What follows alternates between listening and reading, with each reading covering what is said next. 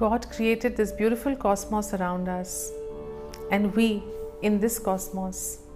So as human beings, when we look at ourselves as individuals, and we look at the cosmos as something different of us, different from us. We are made of this matter, this identity called the physical body, and the cosmos is outside of us. That's the way we perceive it. But actually, if you understand it better, if you just break away this wall of the physical body, you will realize that we are nothing but the cosmos itself. Just as the waves cannot be separated from the sea, the waves are the sea. Similarly, we are the cosmos. We are not separate from the cosmos. Just by virtue of being human, we look at ourselves as being distinct and something different from what the cosmos around us is. Even in the Bhagavad Gita, when Lord Krishna shows his Virat Roop, his cosmic form to Arjuna, what does Arjuna see? He sees that everything exists inside Krishna, inside Vishnu. It is not separate from him. Everything is within him. So if I go a step further now, what I am is what the cosmos is. What the cosmos is, what God is. So actually the essence is the same. There is nothing different. So when I think a thought in this particular mind, that thought is not a thought which is limited to my brain or my mind. That thought is actually a thought of the cosmos. And actually the thought is a thought of God, because it reaches him as well. We are all connected.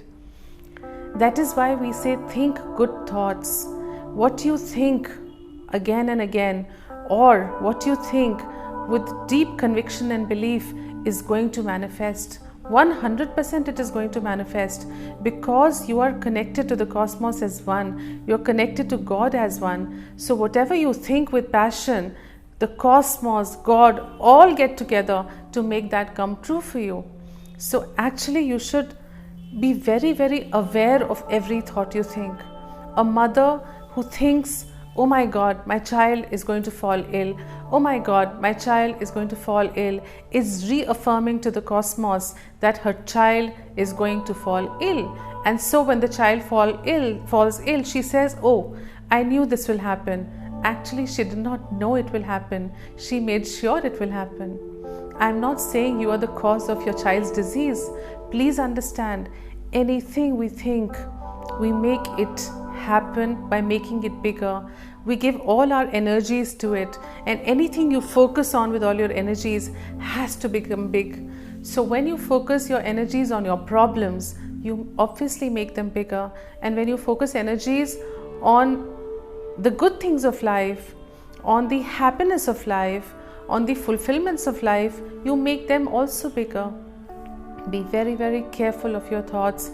Be very, very aware of your thoughts. I would like to give you an example here to make you understand this better. A lot of people come to meet me every day with their problems. Somebody comes and says, Didi, my daughter is not agreeing to marry. At 27 years of age, she's still unmarried, and look at her, she's happy about it. So the mother is complaining that the daughter is happy at 27 and unmarried. Then comes another one who complains, Didi, my life is hell because of my mother-in-law.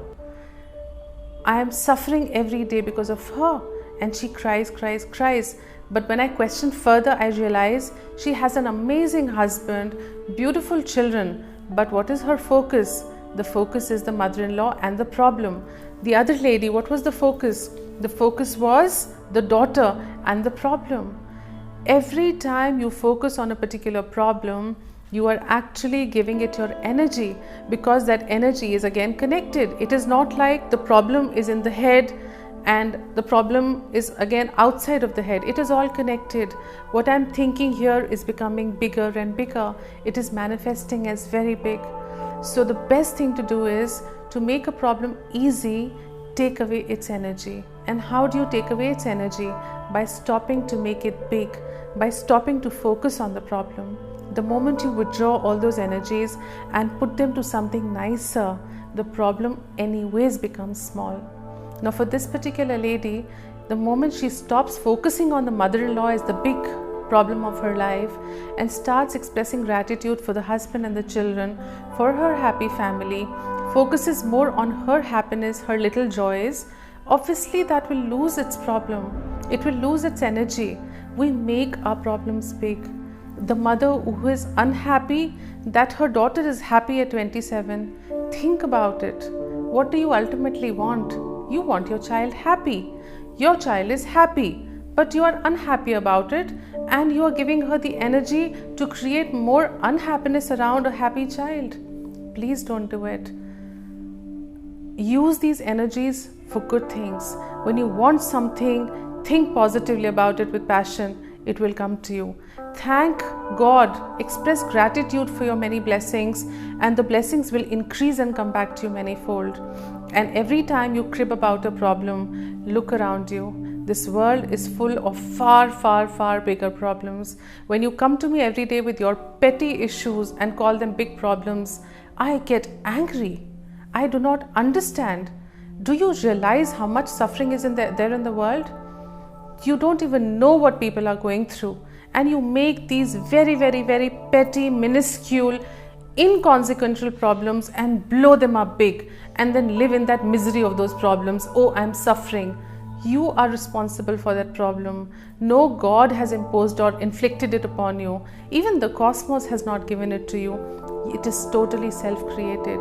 So I repeat, take away the focus and the energies from your problem, and you will see them lose their entire existence. And what will loom big now will be your joys, will be your blessings. In complete gratitude, live these blessings, enjoy these blessings. Om Sai Ram.